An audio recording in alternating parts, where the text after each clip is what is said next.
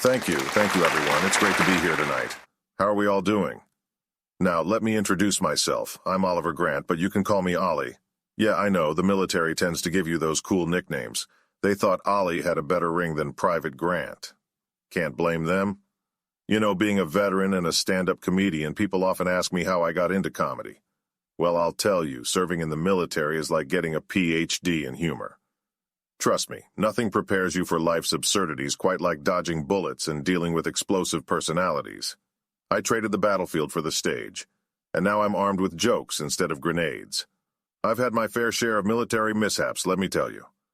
One time during training, they told us to hit the deck. Now, for those of you who don't know, that means you're supposed to quickly get down on the ground. Well, guess what? I misheard it as hit the desk.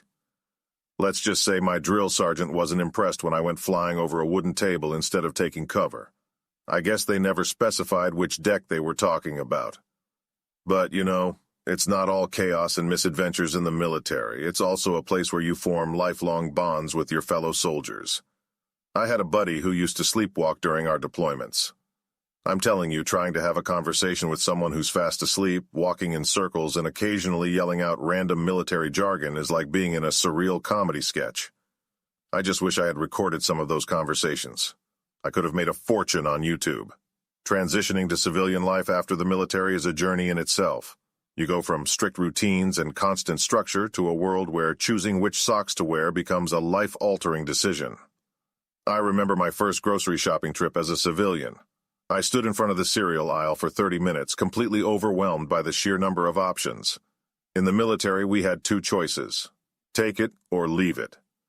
Now it's a whole new level of decision-making anxiety. You know, they say love makes you do crazy things.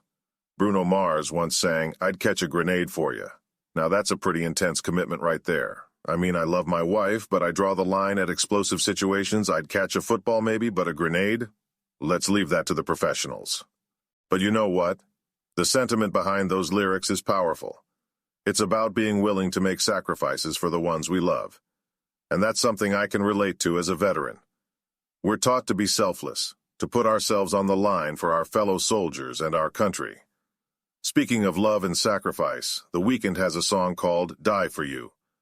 Now that might sound a bit extreme, but hey, love can make you feel like you're ready to conquer the world, or in this case, die for someone. Now, I'm not saying we should go around risking our lives for our partners, but it's the thought that counts, right? I'm passionate about connecting through laughter, especially when it comes to bridging the gap between veterans and the general audience. Comedy has this incredible power to bring people together, to create empathy and understanding. We need to see beyond the uniforms and stereotypes and truly appreciate the sacrifices made by our veterans. And guess what? We also need to see that veterans have a wicked sense of humor. We're not all serious and stern, trust me. Laughter is a universal language, and I am here to deliver the punchlines. You know, in the military we had a saying, "Embrace the suck."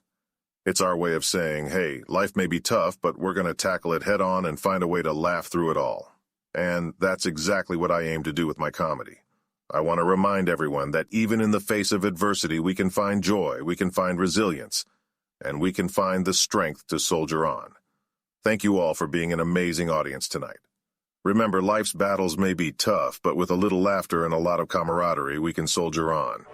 Good night, everyone.